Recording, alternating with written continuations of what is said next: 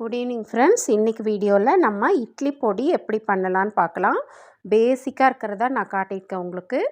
உளுத்தம்பருப்பு வந்துட்டு ஒரு 200 கிராம் எடுத்துக்கோங்க. கடலைப்பருப்பு 100 கிராம் எடுத்துக்கோங்க. அதுக்கப்புறம் சீரகம் ஒரு டீஸ்பூனு, பூண்டு ஒரு 10-15 பல், காஞ்ச மிளகாய் ஒரு 10-15 எடுத்துக்கோங்க. மிளகு ஒரு டீஸ்பூன் எடுத்திருக்கேன். காஷ்மீரி சில்லி பவுட்ரு எடுத்திருக்கேன் ஒரு ஸ்பூனு.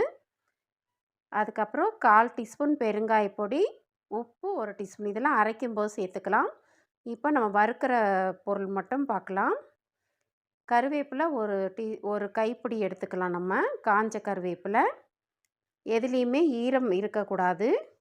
இப்போ ஒரு ட்ரை பேன் வச்சுட்டு அதில் நம்ம உளுத்தம்பருப்பு கடலைப்பருப்பு சேர்த்து நல்லா பாதி வறுந்து வந்த உடனே அது பாதி கலர் சேஞ்ச் ஆனதுக்கப்புறமா நம்ம அதில் வந்துட்டு ஒவ்வொன்றா சேர்த்துடலாம். ஃபஸ்ட்டு இந்த பூண்டு சேர்த்துடலாம். அதுக்கப்புறம் மிளகு, ஜீரகம், இந்த இன்க்ரீடியன்ஸும் சேர்த்துடலாம். ஸ்டவ் வந்து உங்களுக்கு ஏற்ற மாதிரி வச்சுக்கோங்க. ஃபுல்லில் வச்சுட்டு கூட வறுக்கலாம் நீங்கள். நல்லா கலர் மாறணும் பருப்பு. நல்லா அந்த வறுத்த வாசனை வரணும். அதுக்கப்புறம் நல்லா வறுத்ததுக்கப்புறமா காஞ்ச மிளகாய் காம்பு கிள்ளி எடுத்துகிட்டு சேர்த்துக்கோங்க. ஒரு கைப்பிடி கருவேப்பிலை சொன்னேன் இல்லையா, அதையும் சேர்த்துக்கோங்க. காஞ்ச கருவேப்பிலையாக இருந்தால் நல்லது. அப்போ தான் நீங்கள் ஸ்டோர் பண்ணும்போது அது கெட்டு போகாது. இப்போ பாருங்கள், நல்லா கலர் சேஞ்ச் ஆகி வந்துடுச்சு. இப்போ நம்ம ஸ்டவ் ஆஃப் பண்ணிடலாம். ஒரு பிளேட்டில் இது வந்து நம்ம மாற்றிட்டு நல்லா ரூம் டெம்பரேச்சர் வர்ற அளவுக்கு நல்லா ஆற வைக்கணும். அப்புறம்தான் அரைக்கணும். ரூம் டெம்பரேச்சர் வர அளவுக்கு நல்லா ஆற வச்சிடலாம். இதை பேசிக்காக வச்சு உங்களுக்கு வந்து நான் வேறு சில சாதம் வகையெல்லாம் காட்டுறேன். இப்போ நம்ம ஆற வச்சு கொண்டு வந்துட்டோம் அரைக்கிறதுக்கு. இப்போ அதுலேயே ஜார்லலாம் நம்ம அந்த பொடி எடுத்து வச்சோம் இல்லையா, அதெல்லாம் சேர்த்துடலாம்.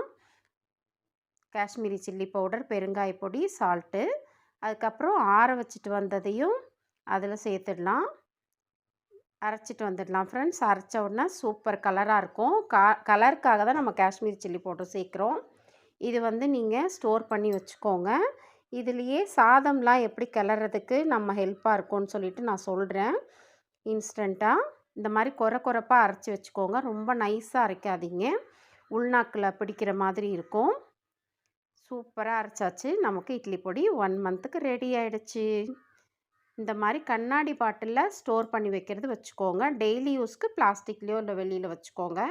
கொஞ்சமாக கண்ணாடி பாட்டிலில் ஸ்டோர் பண்ணும். வியூவர்ஸ், மறக்காம நம்ம சேனலை சப்ஸ்கிரைப் பண்ணுங்க, பெல் பட்டனை கிளிக் பண்ணுங்க, லைக் பண்ணுங்க, கமெண்ட் பண்ணுங்க, ஷேர் பண்ணுங்க, வீடியோக்கு சப்போர்ட் பண்ணுங்க.